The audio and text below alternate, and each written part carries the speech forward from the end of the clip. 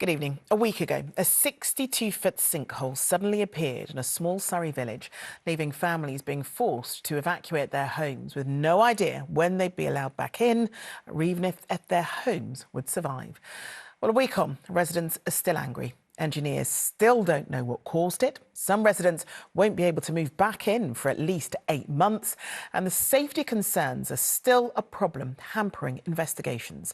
Not to mention the second sinkhole that's appeared. A resident refusing to leave and fears of looting. Our correspondent Rags Martel has spent the day on the High Street pulled apart. It's now been a week. But the Godstone sinkhole hasn't just broken up the high street, but people's lives. You've just been to your home? Yeah, we've just been grabbed the last bit of our stuff. It doesn't feel real. Nush and Rez own the house closest to the sinkhole.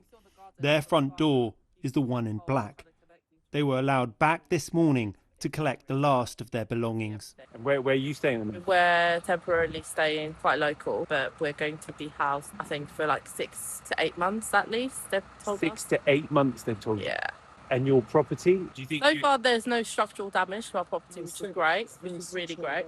But no one's telling us anything until they've done their work. How do you feel? A little bit relief because my kids are safe. That's the best one. But I can say it's just I'm worried that we will lose everything else. We're losing everything. You've lost everything? I think we're going to lose everything if they're not helping us with what's the problem, how they are going to fix it. But on the other side of the road, You feel completely safe here? Absolutely. Brendan Davis lives almost opposite the sinkhole. He wants to stay put in the house he's lived in all his life. You live quite close to the sinkhole, as we can see.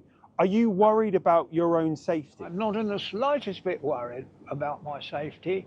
My house is built on extremely deep foundations, and if you see, my house is considerably further back off the road than most of the other houses, and I have no water, and this has gone on for 7 days. SES Water say they've restored supplies to all customers outside the cordoned off area and continue to work closely with other agencies involved in this incident. You kind of live on the very edge of the cordon. What's it like? It's like living in a war zone at the moment. Really? Yeah.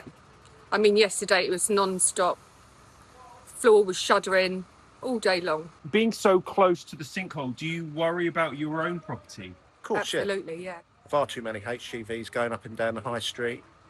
It's just pure madness, really, and the speed that they go down.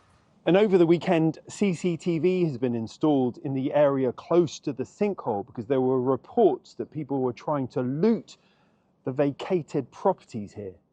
Do you think it's moving fast enough? Because there's lots of people in high-vis jackets, but no one seems to be fixing the problem. It's difficult to know. There are a lot of people here today, so hard to say if it's moving fast enough. I do know there was a Japanese television crew here last week, and they apparently have a lot of sinkholes, and they say they can get them fixed in a matter of weeks.